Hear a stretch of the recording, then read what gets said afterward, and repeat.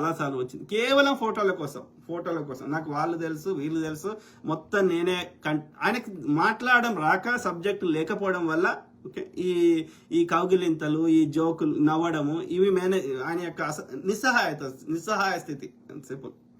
Plus ఇంకోటి మనకి చెత్త నింపడం వాట్సాప్లో, గోధి మీడియాలో. రాజేష్ మాడుకోలు 6 గంటల పని విధానం గురించి మీ విశ్లేషణ చెప్పండి బ్రదర్.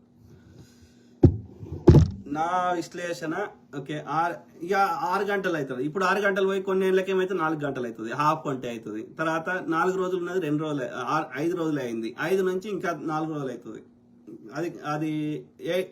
అది 5 డేస్ చేస్తున్నావు కదా నువ్వు. 6 డేస్ వర్క్ చేస్తే పెట్టుకో, హాఫ్ డే పెట్టుకో, 6 డేస్ 7 డేస్ చేయి.